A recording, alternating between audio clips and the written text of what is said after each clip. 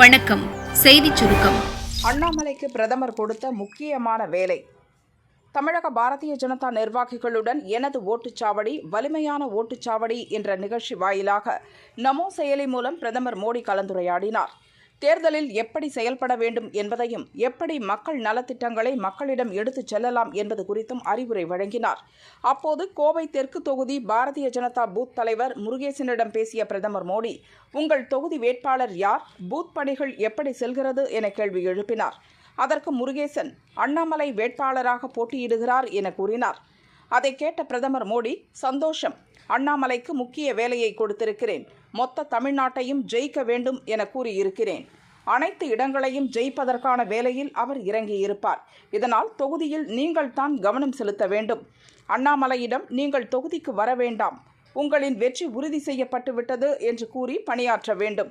அண்ணாமலை தமிழகம் முழுவதும் பயணிக்கட்டும் என பிரதமர் மோடி கூறினார். தேர்தல் விதிகளை மீறினாரா முருகன்? நீலகிரியில் பாரதிய ஜனதா சார்பில் போட்டியிடும் முருகன் கடந்த 25ஆம் தேதி வேட்புமனு தாக்கல் செய்தார். வேட்புமனு தாக்கல் செய்தவுடன் ஊட்டி அருகே கடநாட்டில் உள்ள கிரியுடையார் கோயிலுக்கு சென்றார். பிறகு கடநாடு சமுதாய கூடம் முன்பு 100க்கும் மேற்பட்டோர் முன்னிலையில் கூட்டம் நடந்தது. இந்த கூட்டம் நடத்துவது குறித்து எந்தவித அனுமதியும் வாங்கவில்லை என்ற புகார் எழுந்தது. இதுகுறித்து தேனாடு கம்பை போலீசில் துணை தாசில்தார் தனலட்சுமி புகார் அளித்தார். இதன் பேரில் மத்திய இணையமைச்சர் முருகன், பாரதிய ஜனதா மாவட்ட தலைவர் மோகன்ராஜ், நிர்வாகிகள் ஜெகதீஷ், ராஜேஷ், யுவராஜ், ராஜேந்திரன் உள்ளிட்டோர் மீது தேர்தல் நடத்தை விதிமுறைகளை மீறியதாக வழக்கு பதிவு செய்யப்பட்டுள்ளது. இதுகுறித்து போலீசார் தரப்பில் கூறுகையில், தேர்தல் நடத்தை விதிமுறை அமலில் இருக்கும் நேரத்தில் 10க்கும் மேற்பட்ட நபர்களுடன் கூட்டம் நடத்துவதாக இருந்தால் தேர்தல் நடத்தும் உதவி அலுவலரிடம் அனுமதி வாங்க வேண்டும். ஆனால் முருகன் நடத்திய கூட்டத்திற்கு அனுமதி வாங்காததால் தற்போது வழக்கு பதிவு செய்யப்பட்டுள்ளது என்று தெரிவித்துள்ளனர். முருகன் வேட்புமனு தாக்கல் செய்த அன்று பாரதிய ஜனதாவினர் மீது போலீசார் தாக்குதல் நடத்திய நிலையில் இப்போது வழக்கு பதிவு செய்யப்பட்டுள்ளது பாரதிய ஜனதாவினரிடையே சலசலப்பை ஏற்படுத்தியுள்ளது. வேட்பாளர் இறுதிப் பட்டியல் நாளை வெளியீடு. தமிழகம், புதுச்சேரியில் லோக்சபா தேர்தல் வாக்குப்பதிவு ஏப்ரல் 19ஆம் தேதி நடக்கிறது. லோக்சபா தேர்தலுக்கான வேட்புமனு தாக்கல் கடந்த 20ஆம் தேதி தொடங்கியது. தமிழகத்தில் மொத்தம் 1749 பேர் வேட்புமனு அளித்திருந்தனர். புதுச்சேரியில் 35 பேர் வேட்புமனு தாக்கல் செய்தனர். வேட்புமனுக்கள் மீதான பரிசீலனை நேற்று நடந்தது. இறுதியில் தமிழகத்தில் 39 தொகுதிகளில் போட்டியிட 1085 பேரின் வேட்புமனுக்கள் ஏற்கப்பட்டது. 664 பேரின் மனுக்கள் நிராகரிக்கப்பட்டது. புதுச்சேரியில் 27 பேரின் வேட்புமனுக்கள் ஏற்றுக்கொள்ளப்பட்டன. வேட்புமனுக்களை திரும்பப் பெற நாளை கடைசி நாள். மாலை 5 மணி வரை தேர்தலில் போட்டியிட விரும்பாதவர்கள் வேட்புமனுக்களை திரும்ப பெறலாம். அதன் பின்னர் வேட்பாளர்கள் இறுதிப்பட்டியல் வெளியிடப்படும். தொடர்ந்து சின்னம் ஒதுக்கும் பணி நடைபெற உள்ளது. திமுகவுக்கு எதிராக கருப்பு கொடி திரண்ட ஊர் இளைஞர்கள்.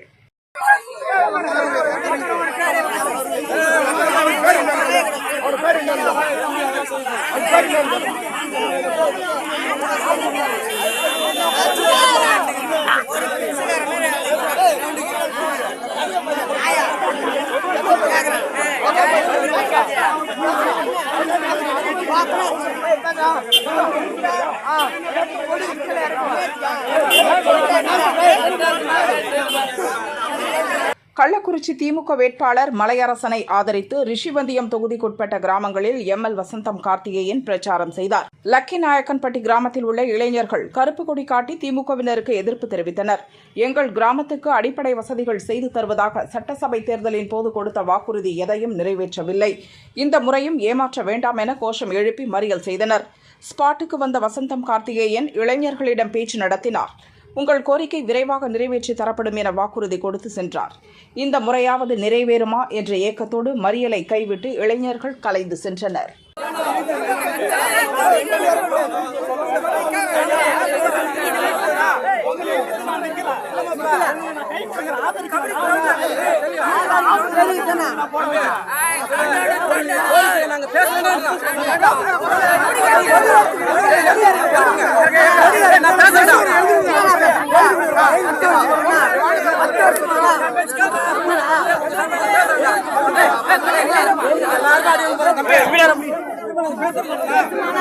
Hey,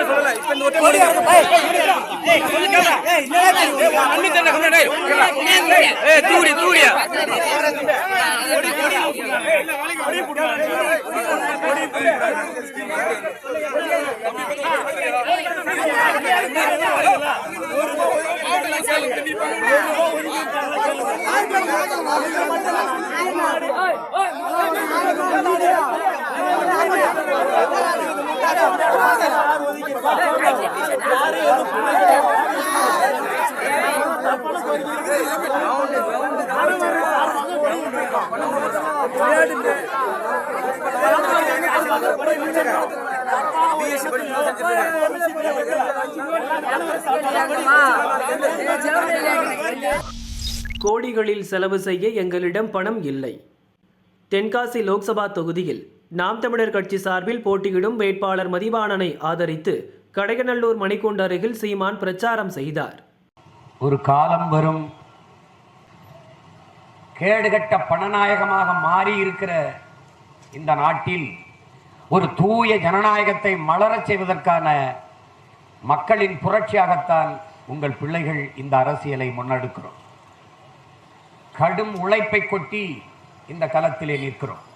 எப்படி பார்த்தாலும் வெற்றிக்கு ஒரே ஒரு வழிதான் இருக்கிறது, அது கடுமையான உழைப்பு என்ற தத்துவத்தின் வழியில் நின்று உயர்ந்த லட்சியத்தை நிறைவேற்ற உழைப்பை தவிர வேற ஒன்றுமில்லை என்கிற நிலையில் நிற்கிற பிள்ளைகள் இந்த உழைப்பை இந்த தேர்தல் களத்திலே நாங்கள் செலுத்திக் கொண்டிருக்கிறோம்.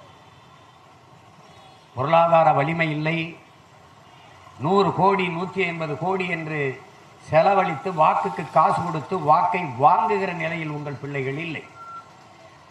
அப்படிப்பட்ட ஒரு அரசியல் செய்ய வேண்டிய நிலை எங்களுக்கு வருமானால் இந்த வேலையை விட்டுவிட்டு வேளாண்மை செய்ய சென்றுவிடுமே ஒழிய இதை தொடர வேண்டிய அவசியம் எங்களுக்கு இல்லை.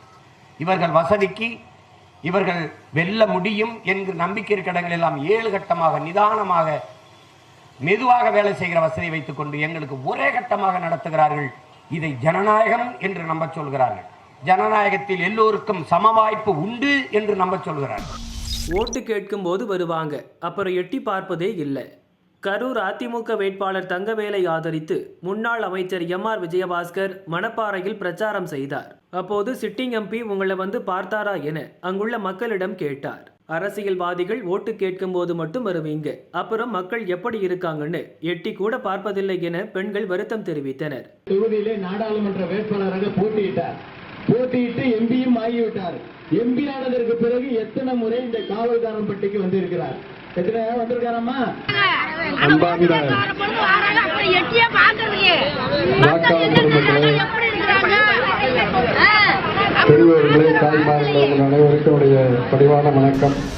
கெஜ்ரிவால் CM பதவி கொஞ்ச நாளைக்குத்தான்.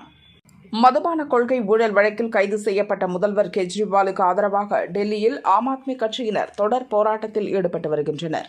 இன்னொரு புறம் பாரதிய ஜனதா தொண்டர்கள் போராடுகிறார்கள். சிறைக்கு போன பிறகும் கெஜ்ரிவால் முதல்வராக எப்படி நீடிக்கலாம்? உடனே பதவி விலக வேண்டும் என வலியுறுத்துகின்றனர். சிறையில் இருக்கும் கெஜ்ரிவாலை முதல்வர் பதவியிலிருந்து நீக்க உத்தரவிடக் கோரும் மனுவை டெல்லி ஹைகோர்ட் நேற்று விசாரித்தது. இந்த விவகாரத்தில் கோர்ட் தலையிட முடியாது, ஜனாதிபதி அல்லது கவர்னர் தான் முடிவு செய்ய வேண்டும் என நீதிபதிகள் கூறினர். இந்நிலையில் மத்திய அமைச்சர் ஹர்தீப் சிங் பூரி கூறியதாவது: 9 முறை அமலாக்கத்துறை சம்மன் அனுப்பிய போதும் அதை கெஜ்ரிவால் மதிக்கவில்லை. அதன் பிறகுதான் அமலாக்கத்துறை அதிகாரிகள் வீட்டுக்கு சென்று கைது செய்தனர். கெஜ்ரிவாலுக்கு இன்னும் கொஞ்ச நாள்தான் அவரது முதல்வர் பதவி முடிவுக்கு வரப்போகிறது. கெஜ்ரிவாலும் அவர் மனைவி சுனிதாவும் IRS அதிகாரிகள். அவர்கள் வருமான வரித்துறையில் ஒன்றாக மட்டும் வேலை செய்யவில்லை, எல்லோரையும் ஓரம் கட்டிவிட்டுத்தான் மேலே வந்தார்கள். இப்போது கெஜ்ரிவாலின் பதவி பறிபோக உள்ளது. கணவரின் பதவியை பிடிக்க சுனிதா தயாராகி வருகிறார் என மத்திய அமைச்சர் ஹர்தீப் சிங் பூரி கூறினார். जब दिल्ली में सांस नहीं लिया जाता था, ये कहते थे ये पंजाब वाले प्रणाली चलाते हैं. जब आपकी सरकार बनी पंजाब में, तब आपने क्या किया? तब किसको ब्लेम किया? कभी मोहल्ला क्लिनिक में गड़बड़ हो जाती है, कभी इनकी एजुकेशन डिपार्टमेंट में हो जाती है. और इन्होंने राजनीति ज्वाइन की थी. क्या कहा था उस समय जब अन्ना हजारे जी के आंदोलन में आपने भाग लिया? आपने कहा कि हम भ्रष्टाचार के खिलाफ एक आंदोलन बना रहे हैं. और किसके साथ मिले जाके? जो सबसे भ्रष्ट पार्टी है. अभी इनके साथ कभी हाथ नहीं मिलाएंगे. जैसे अनुराग जी कह रहे हैं, हाथ तो नहीं मिलाए, गले मिल गए. और दूसरा सुनिए, हम शराब के खिलाफ हैं. अरे शराब के खिलाफ है या शराब के पक्ष में है? आप देखिए जो शराब का घोटाला हुआ है, फिर कहते हैं मुझे अरेस्ट कर लिया बिना मतलब के. भाई साहब, नवंबर 2023 से 9 बार समन आया है केजरीवाल जी को, 9 बार उन्होंने समन पे रिस्पॉन्ड नहीं किया, और जब उन्होंने 9th टाइम नहीं किया तो ईडी के जो अधिकारी थे उनके घर पहुंच गए। अब ऐसा है, आप इसलिए केजरीवाल को छोड़िए, उनका समय बहुत लिमिटेड है। மத்திய அமைச்சர் அனுராக் தாக்கூர் கூறுகையில், ஊழலை ஒழிப்பேன் என சொல்லி கெஜ்ரிவால் ஆட்சிக்கு வந்தார். இப்போது ஊழல் செய்துவிட்டு சிறைக்கு சென்றிருக்கிறார் என்றார். டெல்லி மக்களுக்கு கெஜ்ரிவால் துரோகம் செய்துவிட்டார். தப்பு செய்து மாட்டிக்கொண்ட பிறகு பாரதிய ஜனதா பழிவாங்குவதாக கெஜ்ரிவால் பிதற்றுகிறார். ஆம் ஆத்மிக்கும் காங்கிரசுக்கும் தனியாக சட்டம் இயற்ற முடியாது எனவும் அனுராக் தாக்கூர் சொன்னார். 1700 கோடி ரூபாய் அபராதம். காங்கிரசுக்கு ஐடி நோட்டீஸ். 2018-19 ஆண்டுக்கான வருமான வரியை திரும்ப செலுத்துவதில் 45 நாட்கள் தாமதமானதால் காங்கிரசின் 4 வங்கிக் கணக்குகளை வருமான வரித்துறை முடக்கியது. 210 கோடி ரூபாய் அபராதம் கட்ட வேண்டுமென நோட்டீஸ் அனுப்பியது. வங்கிக் கணக்கு முடக்கத்தால் பிரச்சாரத்திற்கு காங்கிரசால் பணம் செலவழிக்க முடியாத நிலை ஏற்பட்டுள்ளது. இதனால் தேர்தலில் சமநிலையில் போட்டியிடும் வாய்ப்பு தங்களுக்கு மறுக்கப்பட்டுள்ளதாக தேர்தல் ஆணையத்திலும் காங்கிரஸ் புகார் அளித்தது. இருப்பினும் இதுவரை காங்கிரசின் வங்கிக் கணக்குகள் விடுவிக்கப்படவில்லை. இதற்கிடையில் வருமான வரித்துறையினர் காங்கிரசுக்கு புதிய நோட்டீஸை அனுப்பியிருக்கின்றனர்.